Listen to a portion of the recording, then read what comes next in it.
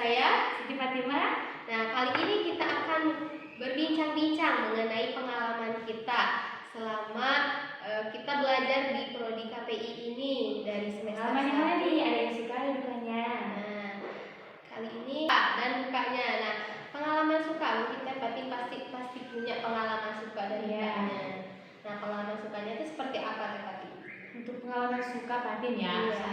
di Prodi KPI ini memang banyak sekali sukanya karena dari awal bertemu dengan teman-teman, dengan para dosen, terus dengan lingkungan ini Fatim suka sekali dengan kampus Institut Radar Nusantara, apalagi berada di jurusan Komunikasi Penyiaran Islam. Terutama pengalaman yang paling Fatim sukai itu bisa berkunjung ke Radio Republik Indonesia di Bandung. Ya.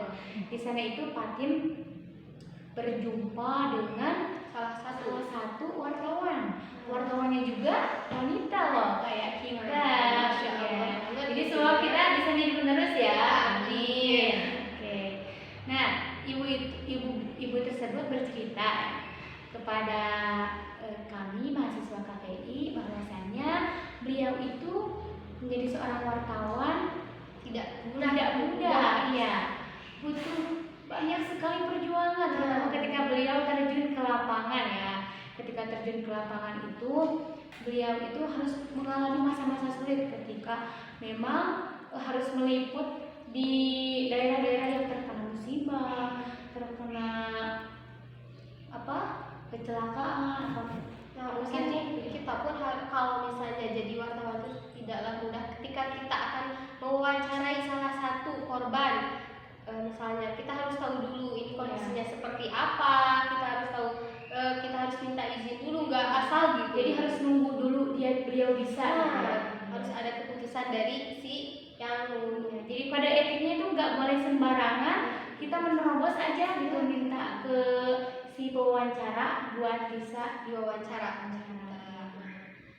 Kalau mungkin dalam segi perkenalan peralatan mungkin itu juga sangat penting sukai karena memang Fatim itu tidak tahu apa saja sih alat-alat radio yang memang berada di RRI tersebut.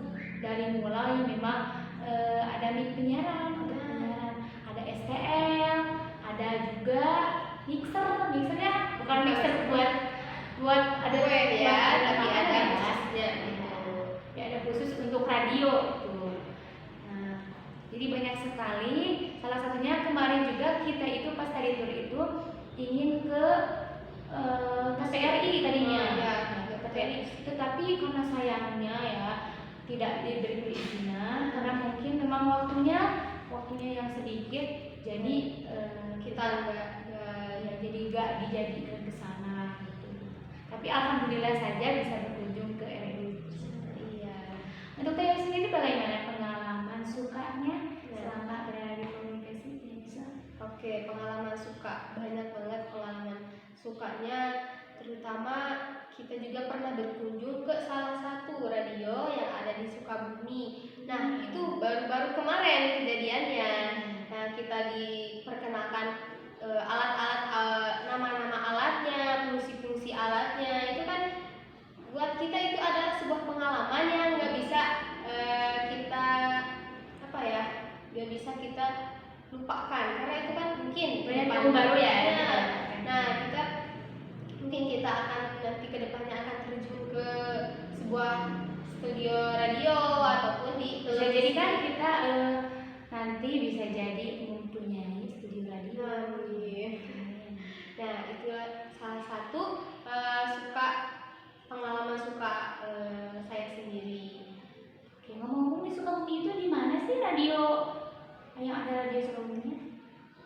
Banyak banget radio yang ada di Sukabumi. Salah satunya ada Radio Citra, terus ada Radio Menara dan lain sebagainya. Nah, itu bisa jadi recommended ya buat teman-teman ya yang mau tahu radio di daerah Sukabumi itu di mana aja. Kemarin itu di Ciawo ya kalau nggak salah. Di Ciawo. Tapi sekarang udah dipindahin pusat kotanya di Pelabuhan. Oke, terima kasih. Mungkin sekarang pengalaman dukanya ya Teh Fatim. Mungkin Teh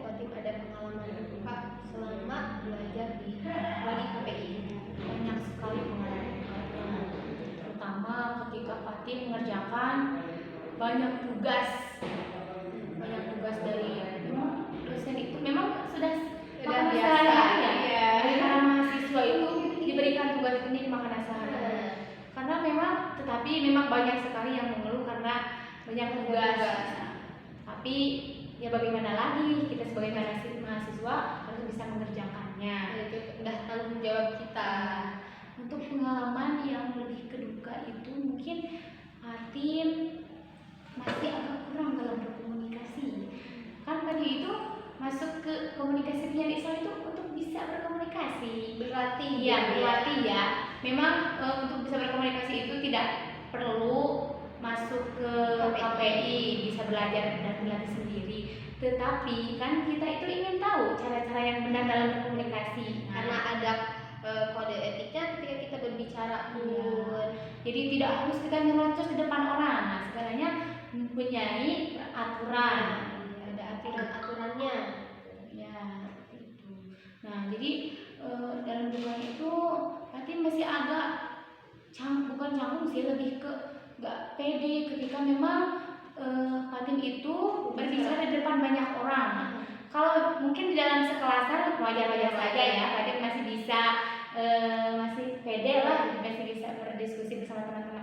Tetapi ketika Fatim keluar, mungkin di luar ya, atau mungkin terjun ke masyarakat. Nah, berada di masyarakat pasti agak-agak apa yang tuh nggak pede. Iya.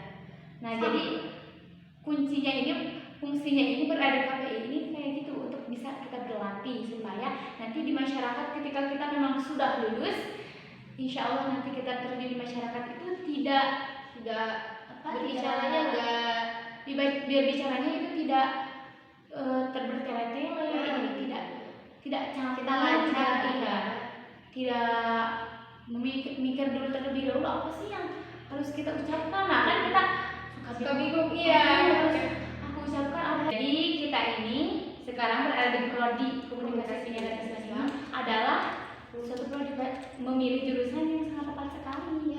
Kalau menurut Fatim sendiri itu adalah karena kita kedepannya apalagi komunikasi itu sangat dipentingkan dalam kehidupan sehari-hari kita sendiri. Apalagi nanti kedepannya mungkin kita pun kedepannya akan bertemu dengan orang banyak ataupun bisa diundang atau kita menjadi salah satu penyiar radio ataupun televisi, kan kita harus lancar gitu ya berbicaranya.